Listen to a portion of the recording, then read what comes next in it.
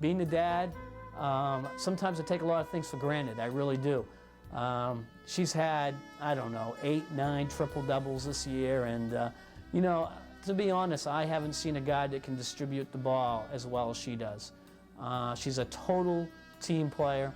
When a big basket's needed, she's going to go for the big basket, and but when someone is open, she's going to get the ball to them. She plays great defense.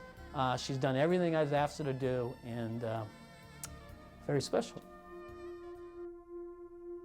You know, I remember obviously my dad coaching and going anytime I could, I would go to his practice and, you know, watch, or, you know, I'd shoot around, or, you know, play with a pre-wrap in the tray, you know, just be around it all the time. When I was real little, my dad coached at Messalonsky in Oakland, and I remember he started a camp there, one of his first ones, and I went, and it was for older girls, but I went, and I remember, you know, halfway through, I went up to him and said, "Dad, I don't want to do this anymore." And he said, "Too bad, you're here. You got to do it. You got to do it." When he got the job at Coney, it was really important to him to start a feeder program, and, you know, so young girls growing up in the Augusta community would have a chance to play. You know, when I was younger, I played on the boys teams. It was co-ed. There really wasn't just a league for girls, and that quickly changed. Started out with girls from Augusta, and soon we had girls from all over the state of Maine, from New Hampshire, Massachusetts, you know, just everywhere. And I looked up at those girls like they were my idols, you know, and wanted to be them. Then got the chance to do that. You know, it was a basketball camp, of course, but it was so much more about self-esteem and having young girls feel good about themselves, and knowing that you can challenge yourself and it feels good, and it's okay to fail, you know, because you're gonna have a lot of support from people. And he was just amazing at that. And growing up as my dad being my coach in high school, when we left practice, we never talked about anything. Looking back on it, really appreciate that, because I see sometimes situations where parents or coaches, or who are both, there's no separation, you know, and so it's constant. And for me, it was, he was my coach on the court, he was my dad, but once we left, he wasn't my coach anymore. You know, I look back at it, and probably looking from the outside in, I could say it probably was always Maine.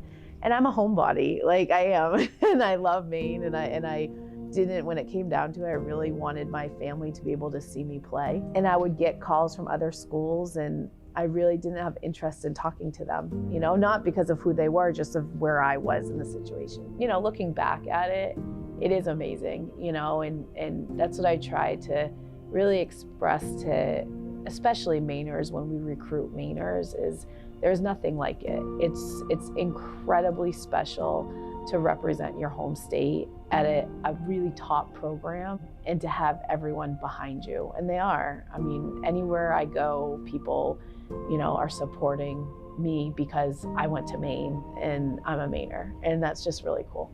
It's one of those things where I never thought, I loved basketball, but when I was done playing here, I was done with basketball. I was like, it's been a part of my life for 21 years and I need a break. And it just kept finding its way back into my life. And I feel like when something keeps knocking you against the, you know, knocking your head or knocking you upside the head, to listen. I say all the time when we're recruiting high school players, you know, not everyone can play at Maine, and it's not the athletic ability, it's not your basketball skill, it's not that. It's the other standards that we have, and it's really hard, you know, like we expect excellence in everything you do. We expect excellence in the classroom. We expect excellence community service. We expect excellence when you're going to the grocery store and, you know, going grocery shopping, because we're role models, and we're very fortunate to be being able to play basketball and getting a free education and doing what we love to do. We are a basketball team, but we're also a family, and it's very clear, like we do a lot of stuff out of the court, like off of the court, and of course she is our coach. Her goal is to have us win games and coach us, but she's also there for us and appreciates us like as people. I think that's really important. Like we all know that she's there for us no matter what we are going through. It doesn't even have to be related to basketball at all, but just knowing that she cares about us in a way that's not just tied to how we perform on the court is really important.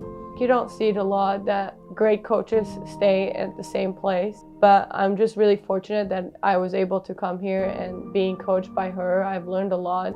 But also going like outside of school, as soon as I start talking about my coach, like they all know about her, so it's really something that she is really known in the state of Maine.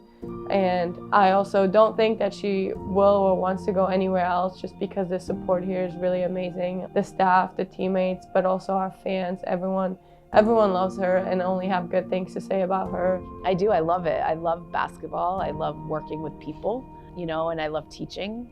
And so those three things are what I do. You know, I love selling something that means so much to me, in the University of Maine and the state of Maine. And it's easy to sell things when it's so meaningful to you.